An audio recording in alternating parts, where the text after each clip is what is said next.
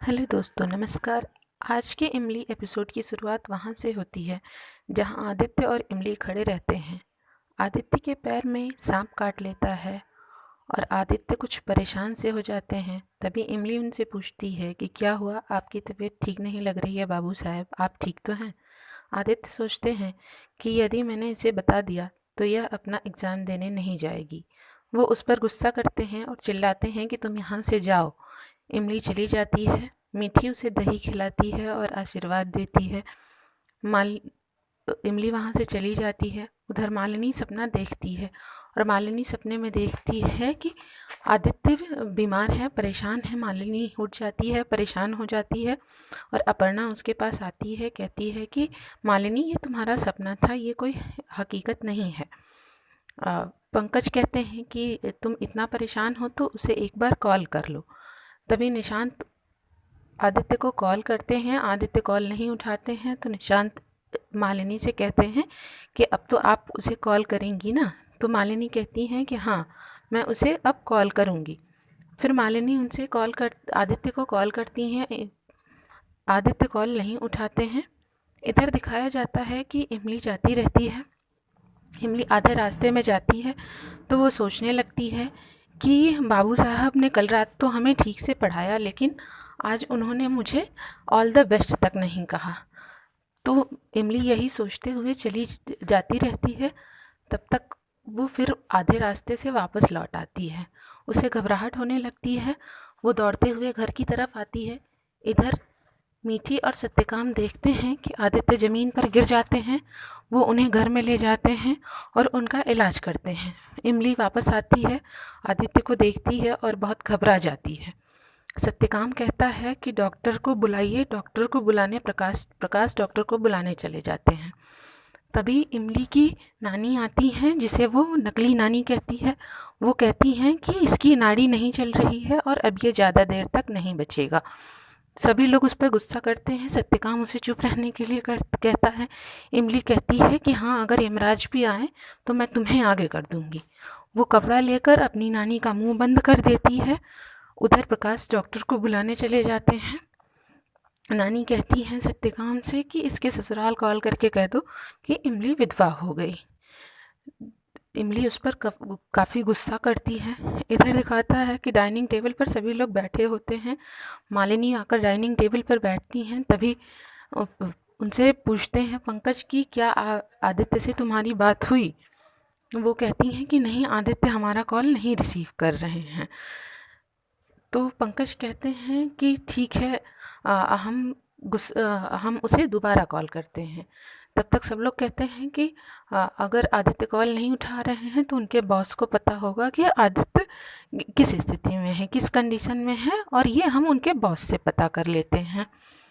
इधर दिखाता है कि आदित्य बेहोशी की हालत में मून का नाम लेते हैं। कहते हैं हमने घर से निकलते वक्त एक बार ठीक से अपनी मून से बात भी नहीं की।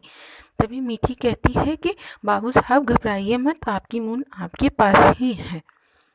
तभी इमली याद करती है कि किस तरह से आदित्य मालिनी को मून कहकर बुलाते हैं और आई लव यू कहते हैं। तब तक आदित्य कहते हैं बेहोशी की हालत में कि हम किसी को भी धोखा नहीं देना चाहते थे। इमली आदित्य का हाथ पकड़ लेती है और आदित्य वहीं बेहोश हो जाते हैं। डॉक्टर आता है। फिर डॉक्टर से सब लोग पूछते हैं कि आदित्य कैसे हैं। तो डॉक्टर कहता है कि आदित्य को किसी ज़्यादा जहरीली सांप ने नहीं काटा है, इसलिए वह खतरे से बाहर है। उधर मालिनी आदित्य के बॉस को कॉल करती हैं और पूछती हैं कि सर, क्या आदित्य अहमदाबाद किस स्टिंग ऑपरेशन के उसमें गए हैं, बता दीजिए हमें। तो बॉस कहते हैं कि मालिनी, आदित्य किसी ऑफिस के काम से नहीं बल्कि अपने किसी पर्सनल काम से गए हैं। मालिनी उनसे रिक्वेस्ट करती हैं कि सर, अगर आपका कोई स्टिंग ऑपरेशन है तो बता दीजिए, कम से कम इतना कि आदित्य सही सलामत तो हैं। बॉस फिर यही कहते हैं कि मालिनी, मैं आपसे बता रहा हूँ कि वो अपने पर्सनल काम से गए हैं। मालिनी कहती है ठीक है सर, लगता है कि हमसे ही कोई गलती हो गई, आदित्य ने हमें कुछ और कहा था, हमने कुछ और सुन लिया। फिर मालिनी फ़ोन रख देती हैं। सभी घर वाले उनसे पूछते हैं कि बॉस ने क्या कहा। तो मालिनी बताती हैं कि बॉस ने कहा कि आदित्य अपने किसी पर्सनल काम से गए हैं। तभी पंकज गुस्सा करते हैं और कहते हैं कि आज तक हमने आदित्य का हर गुस्सा, हर बात सही, लेकिन उसे इस तरह से नहीं करना चाहिए। उसके बाद दिखाता है कि इमली प्रार्थना कर रही होती है भगवान से और कहती है कि हे सीता मैया, ये क्या हो गया? क्या हमने बाबू साहब को दूर करने के लिए कहा था, इसलिए आपने इस तरह का स्वांग रचा? वो कहती है कि हे सीता मैया, बाबू साहब को ठीक कर दीजिए, वो हम सिर्फ इतना चाहते हैं कि वो जहाँ भी रहें वहाँ सुख से रहें। इधर सब लोग बताते हैं कि आदित्य को होश आ गया है। माल इमली आदित्य के पास जाती है और देखती है कि उनको होश आ गया रहता है। दोस्तों, अगले एपिसोड में दिखाया जाता है कि इमली मंदिर में प्रार्थना कर रही होती है।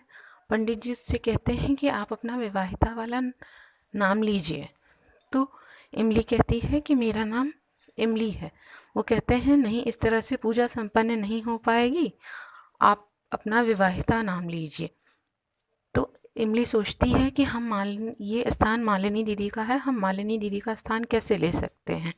इमली अपना हाथ पीछे खींच लेती है। तभी आदित्य आ जाते हैं और वो उसका हाथ पकड़ लेते हैं और कहते हैं इनका नाम है इमली आदित्य त्रिपाठी। इमली आदित्य की तरफ देखने लगती है और यहीं पे एपिसोड समाप्त हो जाता है। अब अगले हफ्ते का एपिसोड काफ़ी इंटरेस्टिंग होने वाला है। आज का ये एपिसोड आप लोगों को कैसा लगा, अपना फीडबैक कमेंट सेक्शन में ज़रूर दें।